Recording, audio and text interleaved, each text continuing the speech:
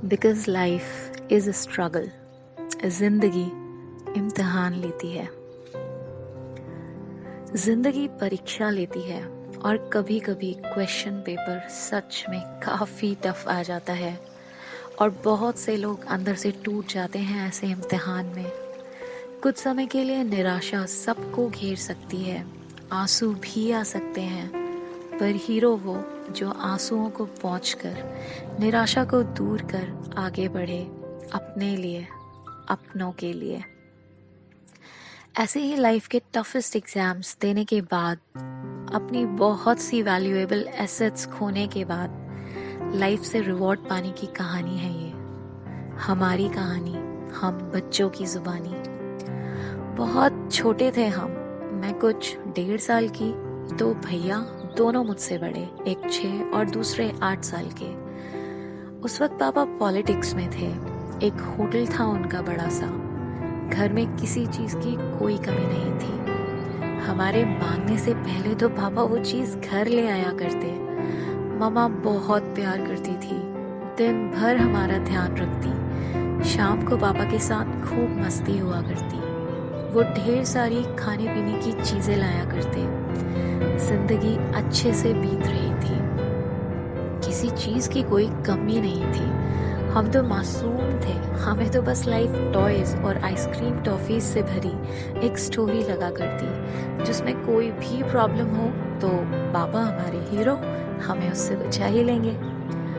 पर लाइफ इतनी सिंपल नहीं है ना, वो एग्जाम लेती है। वो कहते हैं ना कि दुख और खुशी ज़्यादा देर नहीं रहते, दोनों आते जाते रहते हैं। जिंदगी ने एग्जाम लिया, गवर्नमेंट की पॉलिसीज में चेंजेस हुए और पापा को वो होटल बेचना पड़ा। पापा ने बहुत कोशिश की उसे बचाने की, पर वो होटल बेचना ही पड़ा। कल जिनके पास सब कुछ था, आज खाली हाथ खड़े थे। पापा को समझ नहीं आ रहा था कि क्या करें, कैसे चलाएंगे अब वो घर, क्या होगा अब। वो डिप्रेस्ड थे, पर तभी उन्हें हमारे चेहरे दिखने लगे और मन ने कहा कि नहीं, मैं ऐसे नहीं टूट सकता, मुझे कुछ करना ही होगा। तो क्या हुआ जो उस दिन अचानक से जिंदगी ने लिया इम्तिहान था।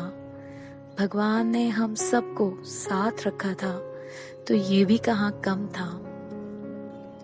हमें तो पता ही था कि हमारे हीरो तो हमारे पापा ही हैं, वो सब ठीक कर देंगे।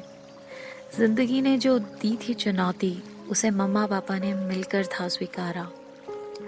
उन्होंने कहा कि जब सब साथ हैं तो कुछ ना कुछ तो हो ही जाएगा ना। हम मम्मी के पास रहे और पापा एक नई शुरुआत करने के लिए अलग अलग जगह पर रहे। उन्होंने कई काम किए, जैसे कभी केबल, कभी कुछ और, पर कैसे भी करके हम तक पैसे टाइम से पहुंचा दिया करते। यहाँ मम्मी हमारा ध्यान रखती, हमें पढ़ाती। उस समय वो हमारे लिए मम्मी और पापा दोनों बन गई थी और हमें दोनों का प्यार दिया करती। पापा ने बहुत मेहनत की, वो छुट्टी भी नहीं लेते थे, और इस सब में पापा हमसे और मम्मा से 8 साल दूर रहे। पर यकीन था कि जल्दी ही लाइफ रिवॉर्ड भी देगी, क्योंकि इतने अच्छे से पेशेंस से उसके लिए सारे एग्जाम्स जो पास किए थे। इन 8 सालों में पापा ने खुद को फिर से एस्टैब्लिश किया और हम साथ रहने लगे। मैं तो छोटी ही थी, पर भैया भी लाइफ को अब समझने लगे थे। हमें हमारे भगवान, हमारे मम्मा पापा ने कोई कमी नहीं लगने दी कभी। हम तीनों की एजुकेशन अच्छे स्कूल से हुई और फिर लाइफ ने हमें रिवॉर्ड दिया। पापा फिर से पॉलिटिक्स में एक अच्छी पोजीशन पर आ गए। दोनों भैया और मैं सेटल थे अपने अपने फील्ड्स में।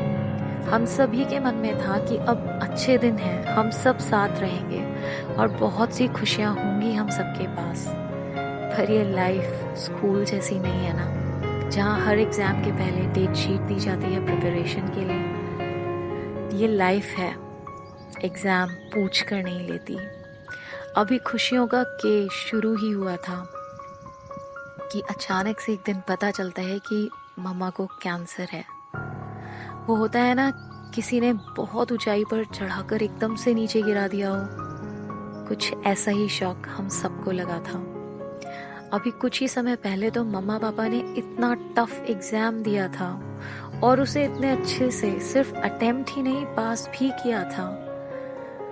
पर वो है ना कि टीचर अपने बेस्ट स्टूडेंट को सबसे टफ क्वेश्चन पेपर देता है, बस शायद वो स्टूडेंट्स मम्मा पापा थे। अब क्योंकि हम भी बड़े हो चुके थे तो इस बार इस एग्ज़ाम का हिस्सा हम भी थे। एक सुकून था कहीं दिल में कि अब पैसे तो हैं कम से कम पास में, so we'll definitely defeat this devil. बहुत इलाज कराया, बेस्ट डॉक्टर्स को दिखाया।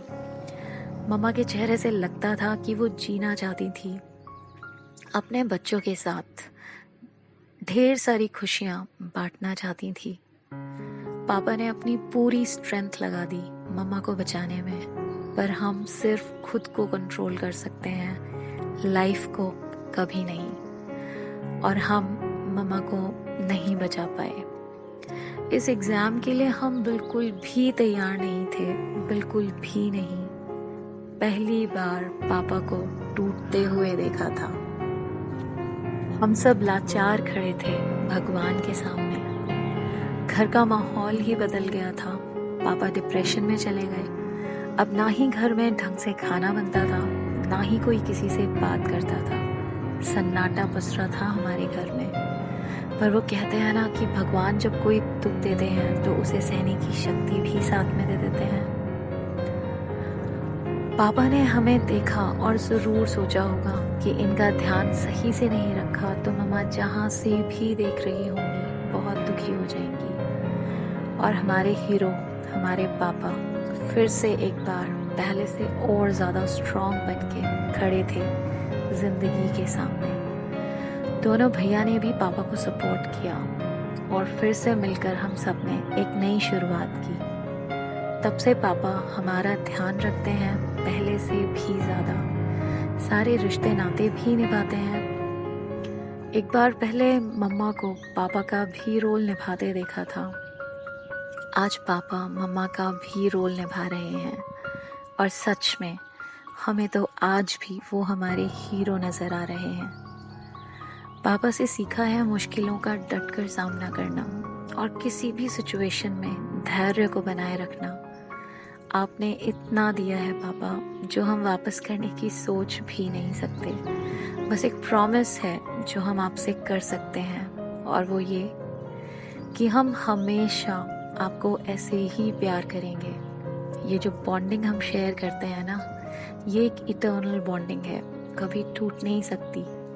हम सीख गए हैं कि लाइफ हमारे अकॉर्डिंग नहीं चलती, हमें खुद को उसके अकॉर्डिंग बनाना पड़ता है।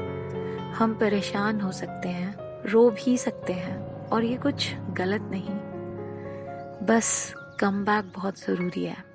और जो ऐसा कर लेता है वो इस धरती पे लेजेंड है। And we three are blessed to have a living legend among us. That is you. हर कहानी हमें कुछ सिखाती है।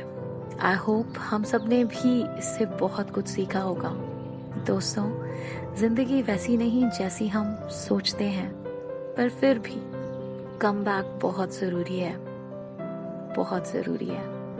फिर मिलते हैं एक नई कहानी के साथ। And thanks for listening.